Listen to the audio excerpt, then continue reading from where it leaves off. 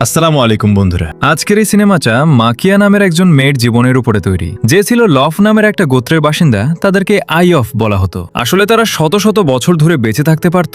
তারা পৃথিবীর বাকি সবার থেকে আলাদা হয়ে জীবন কাটাতে পছন্দ করত। তাদের চুলও সাধারণ মানুষের তুলনায় অনেক লম্বা। তাদের প্রধান কাজ ছিল এক ধরনের ম্যাজিক্যাল কাপড় তৈরি করা, আর সেই কাপড়ে তারা নিজেদের ইতিহাস লিখে রাখত। যদিও সেই লেখা শুধুমাত্র তারা ছাড়া অন্য কোনো সাধারণ মানুষ পড়তেও পারত না। তো যাই হোক, গল্পের প্রথম দৃশ্যে আমাদের দেখানো হয় লফ গোত্রের মানুষেরা কিভাবে জীবন কাটাতো। এখানে আমরা ছোট্ট একটা মেয়ে মাকিয়া, তার বন্ধু লিলিয়া এবং করিমকে একসাথে দেখতে পাই। তো কাজ শেষে তারা একসঙ্গে বাড়িতে যাচ্ছিল, কিন্তু মাকিয়ার কোনো নিজস্ব বাড়ি ছিল না, কারণ সে ছিল একজন অনাথ শিশু। সে লফ গোত্রের কিছু প্রাণীদের সঙ্গে একা একাই বসবাস করত। এত লোকের মধ্যে থেকেও মাকিয়া সবসময় খুবই একা অনুভব করত, কারণ তার নিজের কোনো পরিবারই ছিল না। একদিন মাকিয়া তার গোত্রের এক বৃদ্ধের সাথে কথা বলছিল। বৃদ্ধ মাকিয়াকে সতর্ক করে দেয় যে সে যেন কখনোই মানুষের প্রেমে না পড়ে, কারণ মানুষ একটা নির্দিষ্ট সময় পর্যন্ত বেঁচে থাকে, তারপরে মারা যায়। আর এর ফলে মাকিয়া কিন্তু পুনরায় একা হয়ে যাবে, কারণ লব গোত্রের মানুষেরা শত শত বছর বেঁচে থাকে, তারা সহজে মারাও যায় না।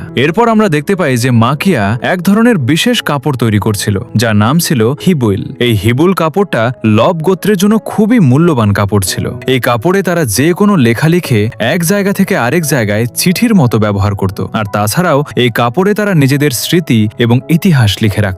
একদিন রাতে মাকিয়া তার বন্ধু করিমকে একা দেখতে পায়। সে করিমের পেছনে পেছনে চলে যায়। এটা জানার জন্য করিম আসলে কোথায় যাচ্ছে, তখন সে লুকিয়ে দেখতে পায় যে করিম আর লিলিয়া একসাথে রয়েছে। তারা একে অপরকে ভালোবাসার কথা বলছিল। এটা দেখে মাকিয়ার চোখে পানি এসে যায়। তো যাই হোক, এদিকে হঠাৎ করে মাজাটে রাজ্যের সৈন্যরা সেখানে এসে পড়ে এবং লব গোত্রের উপরে অত্যাচার চালাতে শুরু করে দেয়। তারা লব গোত্রের মেয়েদের অপহরণ করে নিজেদের রাজ্যে নিয়ে গিয়ে এমন শিশু জন্ম দিতে পারত যারা লব গোত্রের মতো হবে, কারণ লব গোত্রের মানুষেরা শত শত বছর বেঁচে থাকে। তো ড্রাগনের মতো দেখতে একটা প্রাণীকে মাজাটের সৈন্যরা সেখানে নিয়ে এসেছিল, যার নাম ছিল রিনাটো। হঠাৎ করে সে রিনাটো নিজের নিয়ন্ত্রণ হারিয়ে ফেলে। আসলে রিনাটো একটা মারাত্মক রোগে ভুগছিল, যার নাম ছিল রেড আই। এই রোগ তার জন্য খুবই ভয়ঙ্কর ছিল। সেই কারণে ড্রাগনটা বেসামাল হয়ে পড়ে। দেখা যায় রিনাটো দুর্ঘটনাবশত মাকিয়াকে নিজের সঙ্গে উড়িয়ে নিয়ে চলে যায়, আর পরবর্তীতে মাকিয়া একটা ঘন জঙ্গলের মধ্যে পড়ে যায়। সেখানে সে কিছু মৃতদেহ দেখতে পায় যাদের ডাকাতেরা হত্যা করেছিল।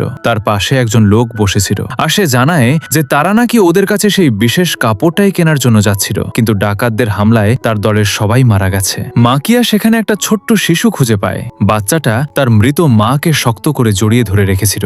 বাচ্চাটাকে দেখে মাকিয়ার প্রচন্ড মায়া হয়, তাই সে 7-5 কিছু না ভেবেই সেই শিশুটিকে নিজের সঙ্গে নিয়ে নেয়, আর সে বাচ্চাটার নাম দেয় এরিয়াল। এরপর মাকিয়া একটা খামারে চলে যায়, আর তারপর সেই শিশুটাকে সে গরুর দুধ খাওয়ায়। কিন্তু তখনই খামারের মালিক ওদের দুজনের সম্পর্কে জানতে পারে যে এরা একজন আই অফ আর একজন মানুষ ছিল, কিন্তু তবুও সে কিছুই বলে না, কারণ সেই মহিলাটা একজন দয়ালু মহিলা ছিল।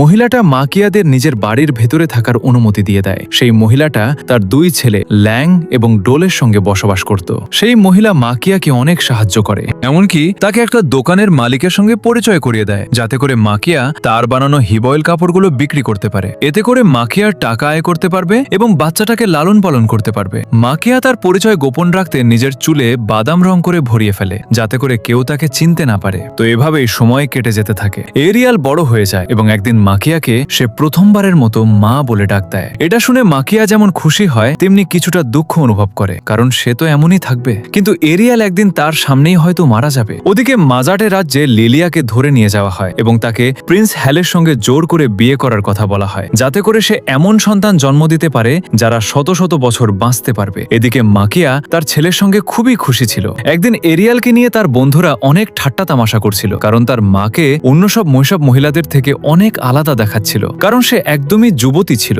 অন্যদিকে যখন মাকিয়া তার হিবয়েল কাপড়গুলো দোকানদারের কাছে বিক্রি করতে চলে যায়, তখন দোকানদার তাকে জানায় যে তার কাছে আরেকটা হিবয়েল কাপড় রয়েছে, যে কাপড়টা সে মাকিয়াকে দেখাতে চায়। আর কাপড়টা দেখে মাকিয়া খুবই অবাক হয়ে যায়, কারণ এই কাপড়টা তার বন্ধু লিলিয়ার ছিল। সে জানতে পারে যে লিলিয়ার খুব তাড়াতাড়ি প্রিন্স হ্যালের সঙ্গে বিয়ে হতে চলেছে। এই কথা মাকিয়াকে খুবই কষ্ট দেয়। তো এক রাতে যখন মাকিয়ার বাড়ির মালিকের কুকুরটা হঠাৎ করে মারা যায়, তখন তার পুরো পরিবার মিলে সেই কুকুরটাকে কবর দিতে চলে যায়। আর তখন এই ঘটনাটা মাকিয়ার মন খুবই খারাপ করিয়ে দেয়, কারণ এতে করে তার মনে হয় যে এই পৃথিবীর সবকিছুরই একদিন মৃত্যু হয়ে যাবে। তার ছেলে এরিয়ালও একদিন মারা যাবে, তার চারপাশের সবাই একে একে চলে যাবে, আর সে একাই থেকে যাবে। এত ভয়াবহ বিষয়টা তাকে নিজের চোখে দেখতে হবে। এ ভাবনা মাকিয়াকে এতটাই দুঃখী করে তোলে যে সে ওখান থেকে পালাতে শুরু করে। ল্যাং তার পেছনে চলে যায় এবং দেখতে পায় যে মাকিয়া কানাকানি করছে। ল্যাং মাকিয়াকে বলে যে সে যেন এরিয়ালসের সামনে না কাঁদে, কারণ তাকে একমাত্র এরিয়ালসের জন্য হলেও শক্ত হয়ে থাকতে হবে।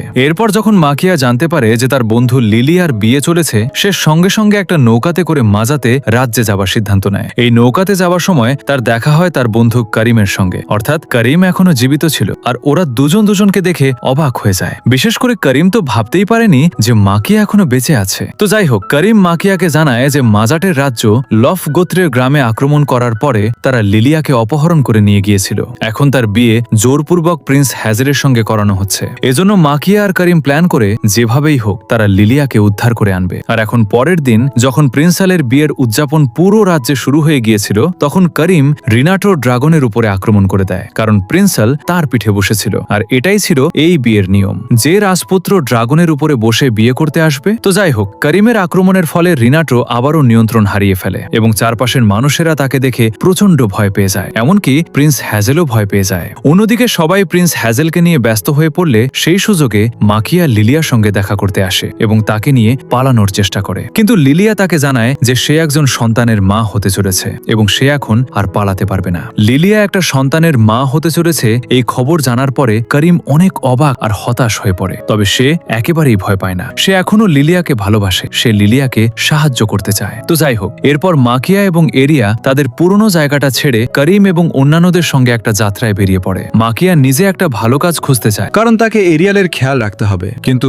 এসব কিছু করতে গিয়ে তাকে অনেক কঠিন পরিস্থিতির সম্মুখীন হতে হয়। এরিয়াল তার মা মাকিয়ার সঙ্গে এখন খারাপ ব্যবহার করতে শুরু করেছে, কারণ সবাই তার মা মাকিয়াকে নিয়ে তাকে ব্যঙ্গ করত। এছাড়াও সে জানতে পেরেছে যে মাকিয়া তার জন্মদাত্রী মা নয়। এরিয়ালের এমন আচরণ দেখে মাকিয়া ভাবতে শুরু করে যে হয়তো সে একজন ভালো মা হতে পারেনি। কিন্তু হঠাৎ করে সে এরিয়ালের তৈরি করা একটা হিবইল কাপড় দেখতে পায় যাতে মম লেখা ছিল। এটা দেখে মাকিয়া খুবই খুশি হয়ে যায়। মাকিয়া তাড়াতাড়ি বাইরে চলে যায় যাতে সে দেখতে পারে যে এরিয়াল এখন কোথায়। যখন সে দেখতে পায় যে এরিয়াল একটা নদীর ধারে বসে আছে, তখনই সে বুঝতে পারে যে এরিয়াল আসলে চায় যে তার মা তাকে নিয়ে গর্ব করুক, তার মা তাকে আবারও আগের মতো ভালোবাসুক। তো এভাবেই ধীরে ধীরে তাদের সম্পর্ক আবারও আগের মতো ভালো হয়ে যায়। মাকিয়া এরিয়ালকে প্রতিশ্রুতি দেয় যে এখন থেকে সে কখনো কাঁদবে না, কারণ সে এখন একজন মা।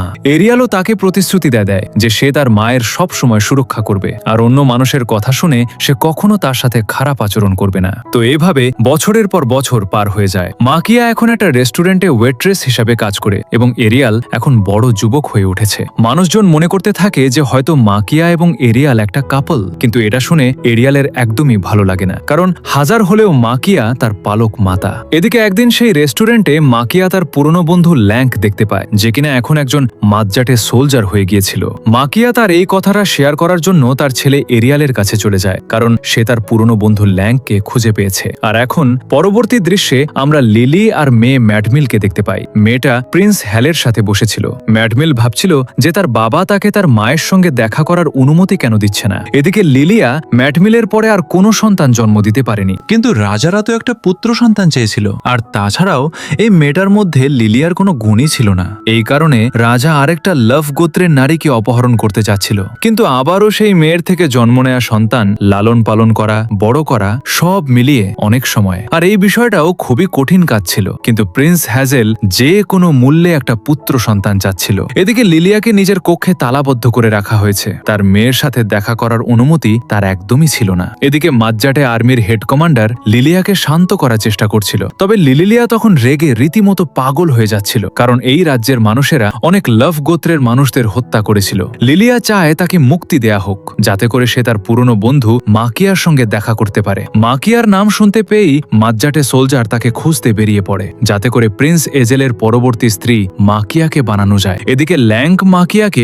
আবারও তার সাথে গ্রামে ফিরে যেতে বলে, কারণ সে ওই গ্রামে তার ছেলেকে নিয়ে সুখে শান্তিতে থাকতে পারবে। কিন্তু মাকিয়া আর গ্রামে ফিরতে চায় না, সে যত কষ্টই হোক না কেন তার ছেলেকে নিয়ে শহরে থাকতে চায়। তো যাই হোক, একদিনে রিয়েল মদ্যপান করে বাড়িতে ফিরে খারাপ ব্যবহার করতে শুরু করে, যার পর তার মা তাকে একটা সজোরে থাপ্পড় মেরে দেয়। আসলে এরিয়েলের মাথায় সমস্যা সৃষ্টিতে কিছু লোক ছিল, তারাই তাকে নানা ধরনের কথা বলে বিরক্ত করত। লোকেদের ধারণা ছিল যে তারা দুজনেই পালিয়ে যাওয়া প্রেমিক, তাই এরিয়েল বুঝতে পারছিল না যে মাকিয়া আসলেই সত্যিকারের তার কি হয়। তো এখন পরের দিন এরিয়েল ল্যাংকে তার আর্মিতে যোগ দেওয়ার ইচ্ছার কথাটা জানিয়ে দেয়, যাতে করে সে নিজেও একজনও মাজ্জাটে সোলজার হতে পারে। ল্যাঙ্ক প্রথমে এই কথাটা শুনে রেগে যায়, কারণ এরিয়েল আচরণ তার মায়ের সাথে একদমই ভালো ছিল না এবং আর্মিতে যোগ দেওয়ার মানে হলো সে তার মাকে একা ফেলে রেখে যাবে। কিন্তু পরে এরিয়েল ল্যাঙ্ককে বলে যে সে মাকিয়ার কথায় চিন্তা করে এবং সে তার মাকে সুরক্ষিত রাখার জন্যই আর্মিতে যোগ দিতে চায়। তার মা তাকে সকল পরিস্থিতিতে এতদিন সামলেছে এবং তাকে সুরক্ষা দিয়েছে। এটা শোনার পরে ল্যাঙ্ক তার কথা মেনে নেয়। এরিয়েল চলে যাবার পরে মাকিয়াকে মাজ্জাটে সোলজারেরা ধরে নিয়ে চলে যায়। এদিকে সময়ের সাথে সাথে এরিয়েল একজন মাজ্জাটে সোলজার হয়ে গিয়েছিল। এই সব কিছুতে তাকে সাহায্য করেছিল ল্যাঙ্ক, কিন্তু সে জানতই না যে মাকিয়াকে অনেক আগেই ধরে নিয়ে যাওয়া হয়েছে। সময় এভাবেই চলে যায়। এরিয়েলের বিয়ে হয়ে যায়, তার স্ত্রী দিতা গর্ভবতী হয়ে যায়। এটা তাদের প্রথম সন্তান ছিল, কিন্তু হঠাৎ করে মাজ্জাটে রাজ্যে অন্য সকল দেশগুলো আক্রমণ করে দেয়, যার কারণে এই রিয়েলকে আবারও কাজে ফিরতে হয়। অন্যান্য সকল দেশগুলো মাজ্জাটে কিংডমের অধিকার চাইতে থাকে। তারা সবাই একত্রিত হয়ে যায়। এই সুযোগে মাজ্জাটে সেনাদের হাতে বন্দী মাকিয়া পালানোর চেষ্টা করে, কারণ এই যুদ্ধের মধ্যে পালানোটা ছিল একটা ভালো সুযোগ। তবে হঠাৎ করে মাকিয়া তার ছেলে এরিয়েলকে যুদ্ধের ময়দানে লড়াই করতে দেখতে পায়, কিন্তু মা ছেলে একে অপরের সাথে কথা বলার আগেই এরিয়েল আবারও যুদ্ধ শুরু করে দেয়, কারণ অন্য সোলজারেরা তার উপরে আক্রমণ করেছিল। এইসব কিছু দেখে মাকিয়া পালাতে শুরু করে। আর অন্যদিকে করিম তখনও চাচ্ছিল যেন লিলিয়া তার সঙ্গে এখান থেকে পালিয়ে চলে যায়, কিন্তু লিলিয়া না করে দেয়, কারণ তার মেয়ে ম্যাডমিল সেখানেই ছিল। করিম এখনো লিলিয়াকে অনেক পছন্দ করত, কিন্তু এখন এইসব কিছু তার সহ্যের বাইরে চলে যাচ্ছিল। তাই সে নিজেকে এবং লিলিয়াকে আগুনে পুড়িয়ে মারার চেষ্টা করে, কিন্তু মাজ্জাটে সোলজারেরা এটা দেখে করিমকে মারধর করে আর লিলিয়াকে বাঁচিয়ে নেয়। এদিকে মাকিয়া একটা মেয়ের চিৎকার শুনতে পায়। আসলে এই মেয়েটা আর কেউ নয়, বরং তার ছেলের বউ দিতা ছিল। আসলে দিতা এই সময় তার প্রথম সন্তানটা জন্ম দিচ্ছিল। মাকিয়া ওই মেয়েটার কাছে গিয়ে শিশুটাকে জন্ম দেবার জন্য তাকে সাহায্য করছিল। এরিয়ে তখন যুদ্ধের ময়দানে লড়াই করছিল। তো এখানেই দিতা জানতে পারে যে মাকিয়া আসলে এরিয়েলের মা, এবং আজকে মাকিয়া যেহেতু তাকে সাহায্য করেছিল তাই সে তাকে ধন্যবাদ জানায়। এদিকে সদ্য জন্ম নেয়া সেই শিশুটাকে দেখে মাকিয়ার সেই সময়টার কথা মনে পড়ে যায়, যখন সে এরিয়েলকে কুড়িয়ে পেয়েছিল এবং তারপর সে কিভাবে কষ্ট করে তাকে লালন পালন করে এত বড় করেছে। মাকিয়া আবারও একবার এরিয়েলকে যুদ্ধের ময়দানে গিয়ে তার সন্তান জন্ম নেবার ব্যাপারটা জানায়। তাকে সে ওই গল্পটাও শোনায় যখন প্রথমবার মাকিয়া তাকে খুঁজে পেয়েছিল। এই সব কথা শুনে রিয়েল বুঝতে পারে যে তার মা মাকিয়া তাকে সত্যি কতটা কষ্ট করে এত বড় করে তুলেছে, আর এখন সে তার মাকে একা রেখে আসার জন্য অনেক লজ্জিত ছিল। কিন্তু মাকিয়া তাকে নিশ্চিন্ত করে বলে যে আমি একদমই কষ্ট পাইনি বাবা, বরং তুমি অনেক ভালো একজন ছেলে যে সবসময় আমার জন্য নিরাপত্তা নিশ্চিত করেছে। মাকিয়া তাকে আরো বলে যে এরিয়েল তাকে মা বলে ডাকতে না পারলেও তার কোনো খারাপ লাগছে না। তখনই সেখানে ল্যাঙ্ক এসে পৌঁছায়। ল্যাঙ্ক মাকিয়াকে তার গোত্রের কাছে ফিরে যেতে বলে, কিন্তু এরিয়েল মাকিয়াকে থামায় এবং বলে যেও না। তারপর সে অবশেষে এসে মাকিয়াকে একবার মা বলে ডাক দেয়। মাকিয়া তার ছেলেকে শেষবারের মতো দেখে তারপর সেখান থেকে চলে যেতে শুরু করে। আর এরপর যুদ্ধ শেষ হয়ে যায়। মাজ্জাটের রাজ্য পরাজিত হয়। এর মধ্যেই মাকিয়া করিমের মৃতদেহটা উপরে থাকতে দেখে, আর তখনই লিলিয়া প্রথমবারের মতো ম্যাডমিলকে দীর্ঘদিন পরে দেখতে পায়। সে তার মেয়েকে পেয়ে বলে যে আমি এই টাওয়ার থেকে লাফ দিয়ে নিজেকে শেষ করে দিতে চাই। আসলে সে করিমের মৃত্যু আর এই বন্দি জীবন একদমই সহ্য করতে পারছিল না। সে মরতে যাচ্ছিল, কিন্তু মাকিয়া রেনাটোর সেই ড্রাগনটা এসে লিনিয়াকে লাফানো থেকে রক্ষা করে। তারপর তারা দুজন আবারও নিজেদের ঠিকানায় রওনা দেয়। বৃথা চেষ্টা করে মাকিয়া আবারও কান্না করতে শুরু করে দেয়। মাকিয়ার বারবার সেই স্মৃতিগুলোর কথা মনে পড়তে থাকে। তো মৃত্যু শয্যাতে শুয়ে থাকা এরিয়েলের সাথে কাটানো সময়গুলো তার অনেক বেদনার ছিল। তাই এন্ডিংয়ে আমরা মাকিয়া এবং তার ছেলে এরিয়েলের সাথে কাটানো সময়গুলো আরও একবার দেখতে পাই। তবে সেই সময় তারা খুবই খুশি ছিল। এরিয়েল একটা ছোট ছেলে ছিল এবং তারপর সে ধীরে ধীরে বড় হয়ে একজন পুরুষ হয়ে ওঠে। আর এখন ঠিক তাই ঘটল জানিয়ে মাকিয়া ভয় পেত। এরিয়েল ধীরে ধীরে তার চোখ বন্ধ করে ফেলে, আর পূর্ণ যুবতী মাকিয়া তখনও তার বৃদ্ধ ছেলের দিকে অপলক চোখে তাকিয়ে কান্না করেই যাচ্ছে। মুভিটা এখানেই শেষ হয়ে যায়। তো কেমন লাগলো গল্পটা কমেন্টে জানাবেন। আমি আজকের মতো বিদায় নিচ্ছি। আল্লাহ হাফেজ।